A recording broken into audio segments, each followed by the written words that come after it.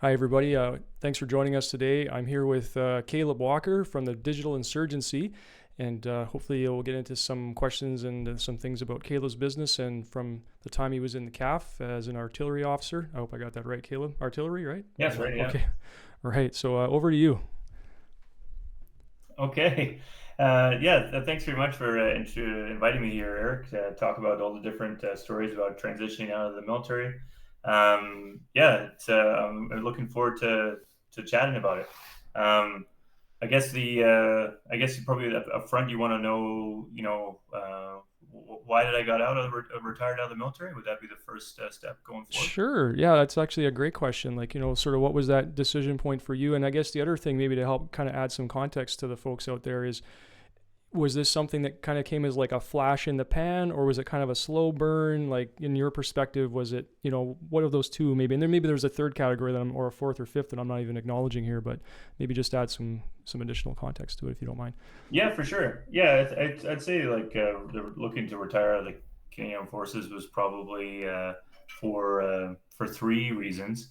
Mm-hmm. Obviously, when you're young, I mean, particularly when you're in the army and you're like when I was in the artillery or engineers or armored or infantry, a lot of the cool, fun jobs are when you're younger. I kind of saw after I'd been a major and a battery commander, that was probably going to be as much fun as it was going to be, Right. and then it would be more of the bureaucratic jobs that I probably was less inclined to work on, and so I knew probably my last my last deployment, I was a task force commander in Kabul, 2017. I was in charge of the close protection of the ambassador in Kabul. And Okay. I remember being in Kabul and being out looking one time. I think we got marooned once in the middle of the country in Bamiyan province with the close protection team for 3 days. And I remember thinking, like, this is probably as good as it's going to get. Like, there's not going to be many jobs after this that are going to be as interesting, as exciting, or kind of what you would really join the army for. So that was Right. part of Right. it. I also had a young family. On my last deployment, I had my first child, who was one, and but then I had twins a few years later, and so I kind of started doing the calculations. Like if I have to start moving around or moving Yep. away or being away on exercises for several months of the year, this is going to be pretty tough on my wife, who has a job as well, Yes. and also create stress in the family. And then lastly, I kind of realized that I probably wasn't the right guy for the job in the Army headquarters, because I'm a bit disruptive. And I wasn't that disruptive earlier in my career, but when I got to the Army headquarters, I was constantly trying to think of different ways to solve problems, how to relook at things. And I got attention from, at the time, the Army commanders was General Lanthier and then General Air right after. I actually became General Air SIG. And so I like to try and solve big problems and change things, but I kind of worked out that it was almost impossible to change large bureaucracies. So that was Mm. kind of a fool's errand. But also, I was creating a lot more friction, more and more and more friction by trying to push that change because at a certain point, the organization doesn't like antibodies and they start to take care of it. And so it was kind of asked, like, I could see that there was a runway here where if I kept on pushing change and being a bit destructive, that the organization wasn't going to like me having me around it as well. So Yeah. those are the three things. Like you did all the fun stuff when I was young. I had a young family that I had to start to take care of, and I noticed that I was probably not the right personality to work in a large bureaucracy, and in that environment, I was a little bit too disruptive. So that was it. You mentioned your wife. Sorry, I'm probably not going to get this right. Is it Kasia? Yeah, Keisha. Yeah. So you mentioned her, and if you don't mind, sorry, little side quest here. So what is she involved with? What is she up to these days? Most days.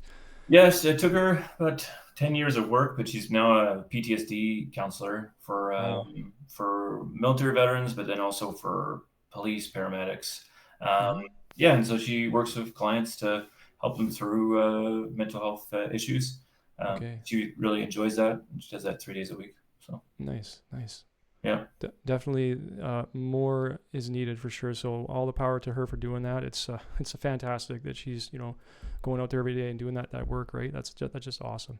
Yeah, no, for sure. No, I'm proud of her, and I love it that she likes what she's doing, and really Yeah. like gets her up in the morning. Nice. There's not a lot of people around that have that too, which is great. Exactly. Yeah. Yeah. Yeah. So digital insurgency, can you tell us a little bit about what's involved, like what you're up to most days, or just sort of like how that even got started? Maybe that's kind of like a lot of different questions all in one big basket here, but yeah, a little bit more about digital insurgency if you don't mind. Yeah, well, so when I was leaving the military, I didn't actually know that people could start a business. I didn't know that was a possibility Okay. from the military because I hadn't seen any examples of that. I thought you had to go do your MBA and then you go work in some management position. Mm-hmm. And so when I originally left the military, I actually saw like a startup that was in Australia, and so I brought that to Canada as a country manager, and I expanded that. I learned a lot about building a team from like just myself to about 130 people. Okay. And so I learned what business is. And so after a while, I kind of didn't want to be in that anymore. I started working part time for them, and then I wanted to go and start my own business. Mm-hmm. And it was just things I wanted to build on my own. One of them was uh, was a voice to text tool that essentially like the military commissioners, primes use, where when you're talking through a instructor feedback, Mm-hmm. at the end of the instructor feedback, it's able to record that instructor feedback and then it's able to organize it into an actual instructor report. Mm-hmm. And so for all the different, like it takes basically 4 hours a week for an instructor to do all the paperwork on tracking all that information of all the feedback that they're giving in the army, like a warrant to give feedback like a couple times a day, if not more, and then they have Yeah. to organize it all at the end of the week, and then they have to put it into the proper format. And it's quite time can like it sucks a lot of time. And Yeah. so now our voice text tool is that you can essentially have the instructor just give them the feedback verbally. They just push a button, it automatically organizes it. They just verify it, and then they just push send, and then it's all into the database. And so when they're Mm. getting ready for what we would call in the Army PRBs, it's a project progress review board. All the data is just already organized of like, okay, they were assessed this, and then even the course report can then be auto filled with all the feedback that that student has received, and Wow. it significantly reduces the time. And that's because like most like positions like the Army or the police force or paramedics, more than 70% of all communication is verbal. And Okay. so if you're able to enable the capture of all that and then automate all the forms and all the pieces into that, Hmm. it becomes quite powerful. And so that, and then working with another prime, Telus, we're working on a tool that essentially all the different engineers in a ship can just have a tablet. And then, because even if you don't have Wi-Fi, all the processing is done on the tablet, Mm-hmm. and they can do all their engineering inspections and all the feedback, and then it just goes into the tablet. It auto generates the report, and then it feeds all the information into Drumis at the end of the day too. So Hmm. that's that's what we ended up. So that business actually got bought, and I ended up selling it off. So I don't do that anymore. But yeah, that was kind of like we'd stumbled on that problem just by accident, as you do with business, because you really have to you talk to like 100 customers, and then from that you start to work out where the real value is, uh, Mm-hmm. and you build the thing, and then you sell it. So that's what I did with the business. So I want to jump in here, just maybe offer two things, just my own observation, because we went to MIC together last fall, and for anybody who doesn't know what that is, it's a military influencer conference. Typically, they're held like once a year. It's a lot of key players from mostly like American forces and veterans, businesses, and then all these different like support agencies that kind of come together to try to talk to each other and do some networking, share stories, and that kind of thing. But I guess for me, the two things I really noted when I saw you at MIC, you really approached pretty much every situation with a lot of determination and deliberateness. Like you had a really set sort of like goal that you had established even prior to coming to MIC. So that to me was like really, really clear. It kind of like it was right out there, right? And so on top of that, just the vigor, sorry if I can use this word here, but the amount of vigor and enthusiasm that you applied going out to these people, right, that you've never met before. In many cases, like you meet it for the first time, and it might have just been, hey, I talked to this person, that person put me in touch with that person, and I'm going to go talk to this third person, kind of thing.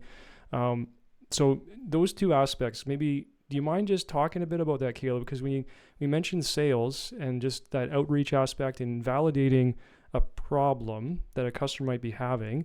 Is this really like an important aspect, especially for new people getting into a business and they're like, I got to have all my website up, I got to do all my da da da da da. Like, when you rack and stack all that, is the sales aspect more important? And like, can you maybe talk a bit about that and your experiences with it? Or Yeah, I wouldn't say sales is more important, although there is a component to that. But you have to have like a real big curiosity. That's probably the biggest issue, really, with a military bureaucracy, is mm, that a lot of the senior leaders in the bureaucracy lose their curiosity, or maybe they never had it, and that's why they're promoted to where they're promoted. okay. Um, and but in business, you really have to have a real curiosity of understanding exactly what the customer's problems are, Mm-hmm. and not just presuppose what the solution is, without it. And then it allows you to adjust. So when I went to MIC, actually, it's funny. Yeah, it's like a year and a bit away. I was like, okay, I'm going to sell this voice to text tool, and it's going to go in sale, like a sales tool, and we're going to connect it to HubSpot. Mm-hmm. Um, and but for short like little short notes while the person's walking around, essentially. But what we found was that that it wasn't really required. Like, the people weren't asking for that. But then when I talked to the people that help with, like, there was a group that helped with people that are homeless or working on the street, and Mm-hmm. that Salvation Army, actually, what the problem they had is that they had a lot of workers that had to take a lot of notes, but they would take it by paper, and so they were looking Mm-hmm. for a voice to text tool to take verbally that would feed into their system record. And so that was the first. Oh, okay, that's probably more of the issue. Yep. And then from there, we worked out that instructors' feedback was really important. And then from there, we worked out like the same incident reporting you'd be doing for the Salvation Army, you'd be doing for the commissionaires. And that's what we're looking to start delivering that in the next couple of months. And Wow. so you have to talk to like a lot of customers to basically confirm what the problem really is. And so really spend a lot of time building a really cool website or doing anything is kind of a waste of time, in a Mm-hmm. way, because all those things will probably change based on talking to customers. Mm-hmm. Even with the company I'm working with right now, like, initially they were thinking about working on like cybersecurity standards that nobody cared about. And so it was essentially useless. And so you talk to enough customers, you work out, okay, this is a fool's errand. And Mm-hmm. then you have to pivot to ones that two people do care about. And then Mm-hmm. you have to pivot into solutions that would really add value to them. Yeah. And you only get that by talking to like 100 customers, and Mm-hmm. taking notes properly and really taking that.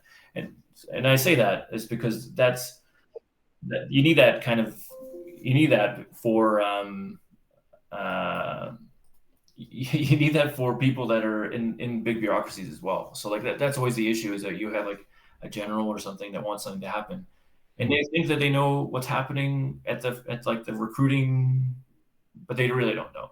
And so they Yeah. really have to go down with the curiosity and go like, why is it taking 9 months or a year for someone to join the reserves? Why can't they just like show up and start training after they finish a medical exam, or even just like a fitness test, and then we start training with them next, and then by actually going down and talking to every single person and really finding what the problem is and really finding like what the happy path is to get successful. That's how they actually can solve the problem. But Mm-hmm. that's always the concern on big bureaucracies, and is that you end up just doing what you do, and then you don't ever question the assumptions that are made, which is it's just critical for small medium businesses, because you really have to know where your space is to make Yeah. sales as fast as possible.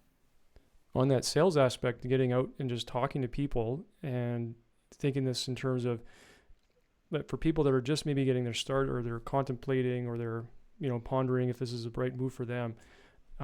Any advice for folks as far as, do they, how do they even approach this problem, in the sense of, maybe they might be a little shy coming from, say, a military background. Often, I think, I'm not sure about you, I know for me, we were sort of indoctrinated with this belief that, you don't really talk about yourself too much. You don't inflate yourself. It's service before self. It's self-sacrifice. And we really downplay our own contributions, or at least we're told to do that. It's for the better of the team and it's the greater good and all these things. So you kind of come out of that space, and then now you're in a business where you literally have to go out and, you know, promote and advocate and inform and ask questions. So even just going out and talking to people, like what does your advice look like for folks that are just getting started with that, knowing that they're maybe coming from a military background?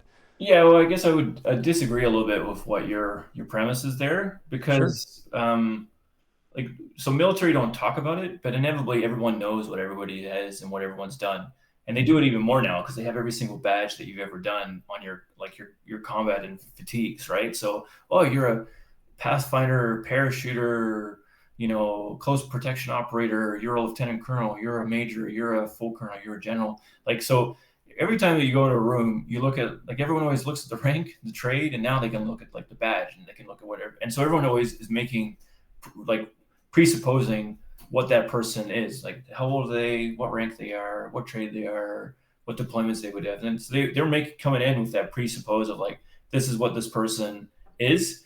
And Mm-hmm. so that's why we don't like humble, we don't like brag or talk it up very much, because like nobody wants to hear it, I guess, in the Army.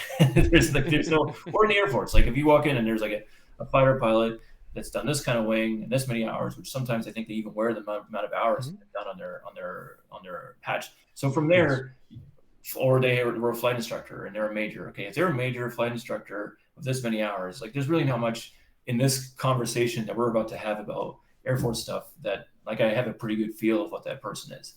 Mm-hmm. Mostly in the civilian world, nobody has a clue who you are. So Mm-hmm. like, you don't have any patches, you don't have any rank, you don't have any like certain type of uniform. So you kind of have to put the effort into explaining why you're the right person that they should be talking to in this meeting.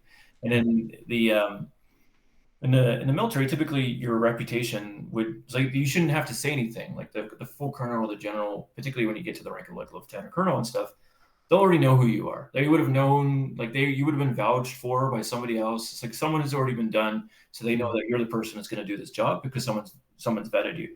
So if you look at that opinion, you don't have any of that stuff when you go and talk to other businesses or other people. They Yeah. probably don't know who you are. They have no idea what you're talking about, and so, you know, it's not about like talking about yourself, but you have to, like, why am I worth talking to? Like, why is this Mm-hmm. person talking to me? And so from that frame, you have to give all the pieces of information as fast as possible to frame the conversation of like what you want to talk about and why you are the right person to talk to about that thing. And Mm-hmm. so you're always trying to reframe. That's why I always like to get the person to ask first who they are, Okay. and talk a little bit about what they're up to. Because in my head, I'm reframing my introduction as fast as I can to get to the meat of like why they should care about this conversation we're having. Cool. Because at the end of the day, what you're trying to do, because if they don't know who you are, or they don't know why they're talking to you, or they don't trust or have any confidence that you would add any value to their lives, then you're not going to get to the meat of the problem, or like to the real aspect that you're trying to get to, which is like, how Mm-hmm. do we like work together and solve this problem? So that's why you really gotta do that. So it's not really selling yourself per se, but like, you know, if you're going in, like if you're going in and briefing the army commander about some plan, like, they're going to look at you. They're going to look at the deployments you have because of your medals, if you're wearing dress uniform, and they're going to look at it and go, okay, yeah, this person, you know, he's done a couple tours of Afghanistan. He's got the jump cars. Okay, yeah, he's like a fit guy. Okay, so like this, and so they're making under, like, how long have you worked in the three shop? Okay, he's worked in the three shop for a couple of years. Oh, I've heard about this person. He did really good work on that project over there. Okay, I'm going to listen to what this person has to say. And usually, you know, someone will vouch for them, and they're like, oh yeah, yeah, you know, this person worked on that project over there. And so they're going into like, okay, I'm going to listen to this person. But if you were to pretend that you are some civilian person with no uniform on whatsoever, wearing a bunch of like clothes, and you were just to go walk in and talk to the army commander, he would want to know who is this person? Why does this person matter to me? And you kind of see it sometimes with civilian agencies that come and work, and they're just coming in a suit, and nobody will explain who that person is or where they're coming from. They'll just say, oh, they're from that department. But like, you know, where have you worked? Where have you deployed? What is your background? What education do you have? Like, what's your opinion on that space? Yeah. And that would take a long time to get that to know that from the civilian agency that's working with you. But in the Mm-hmm. military, you just kind of relatively get like a 60% 70% solution just by looking at their uniform. And then, so you don't have that so that's what I would say is you don't have that in civilian world. So you have to do that as fast as you can in a verbal way for the partner or customer. Too cool.